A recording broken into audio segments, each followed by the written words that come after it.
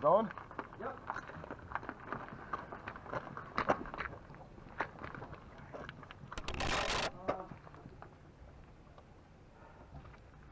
That's probably fine.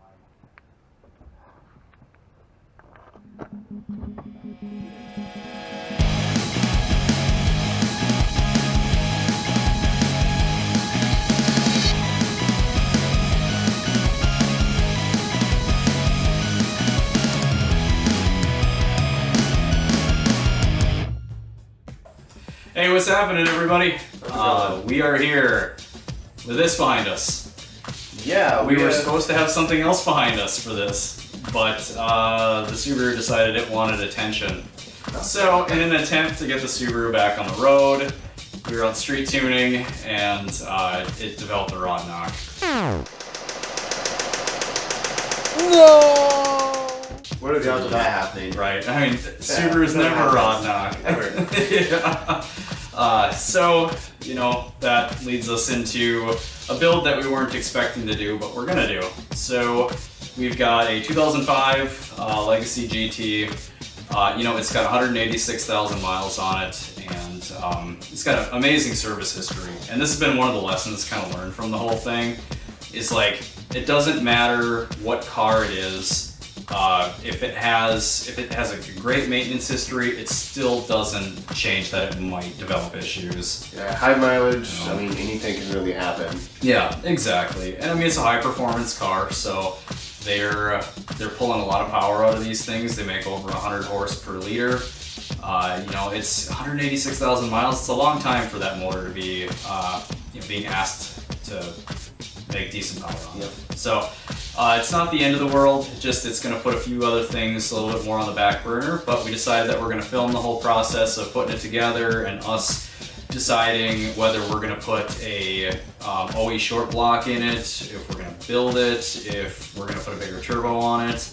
Kind of all those normal questions that a person would ask when it comes to putting together a turbo Subaru. So we'll take you along for that. Yeah, and really we just need to get into it. Yeah, exactly. So step one, we're gonna pull the motor. Yeah, exactly. Can't do anything without tearing the motor out. And we'll show you guys kind of what the aftermath looks like in there. Even if we put another OE short block into it, we'll still show you guys the aftermath. Something tells me it's a spun bearing, and that's always kind of interesting to see. Yeah, it'll be interesting. Ugly. So, hope you guys enjoy this series. We're going to get started by tearing the motor out, so we'll take you with. Since 1966, Subaru has installed water-cooled flat 4 and 6 variants built on a similar architecture for over 50 years. The Boxer engine design is inherently difficult to access certain components, so Subaru has kept serviceability and engine removal in mind. Because of this, we were able to remove the motor with almost all components still attached. Our process begins with the removal of the intercooler and jacking the vehicle up using the factory pinch welds, then supporting the car with jack stands.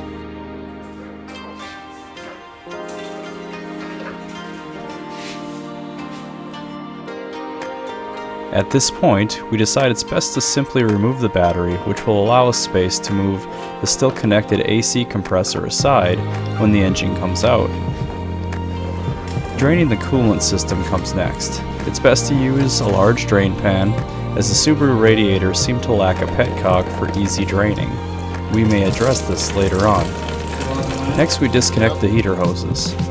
Subaru makes electrical very easy by using a large bulkhead attached to the passenger strut tower. The O2 sensor and EGT are just below that bulkhead. The AC pump and bracket are unbolted and left in place. Next up is the removal of the radiator. This may not be necessary, but we chose to remove it due to an issue with unbolting the power steering pump. Alright. You are really zoomed in. Zoomed in, and there's a bug on the camera.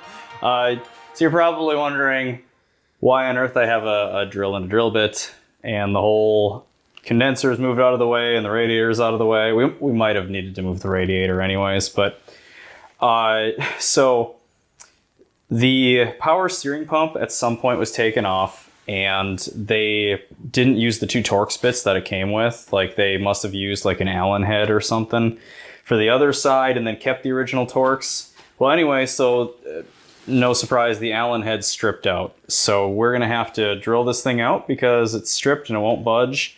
So we're doing that. Have to move everything out of the way unless you've got one of those really pretty 90-degree right angle drill bits.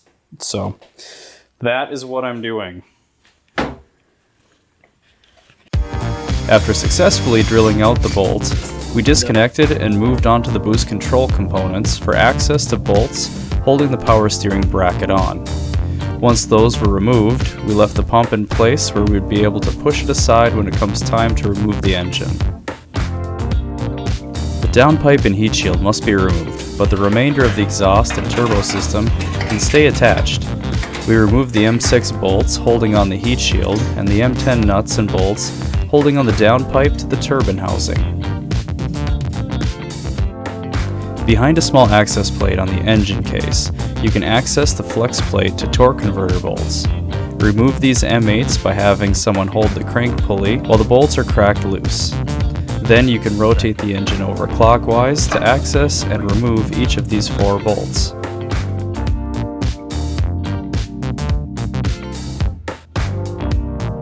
Once underneath the car, we remove all the engine to transmission bolts and nuts. The 2 lowest most fasteners are nuts attached to long studs that act as a guide when installing the engine. The final step is the removal of the motor mounts.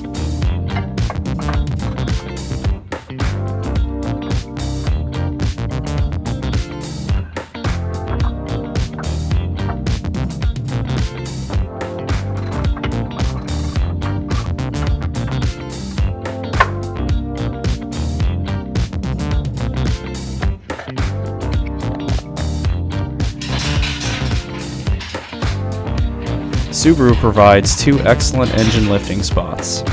One is a large ring attached to the rear of the motor by the turbo, and the other is a hoop that's attached at the top of the AC compressor bracket.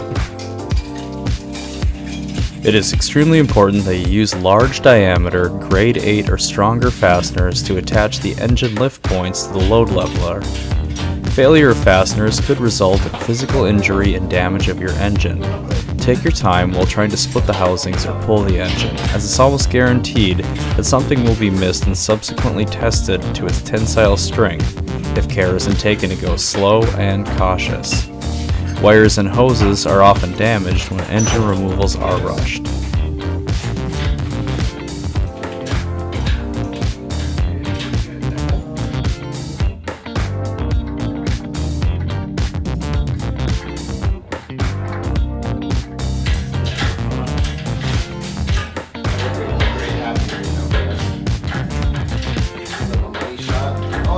Hold up. Pause thingy. Yeah, your block here. Feature of the block. Got a really bad 90s rap album. You know, it's funny that you say that. That's the first thing that came to my mind. It was a 90s rap album? Yeah. Rap? Sweet. Alright. Clear?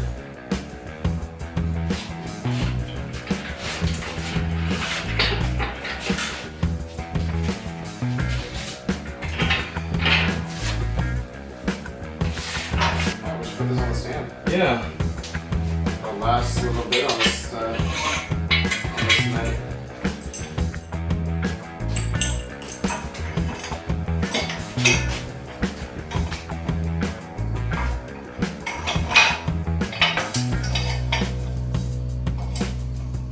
So you said you got a bolt?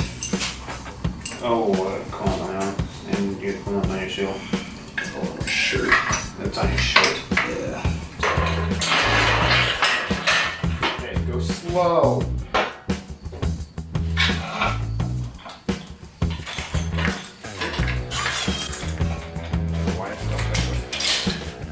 Here we go, Jebediah. Look at that. That's the most upright position in this nice truck.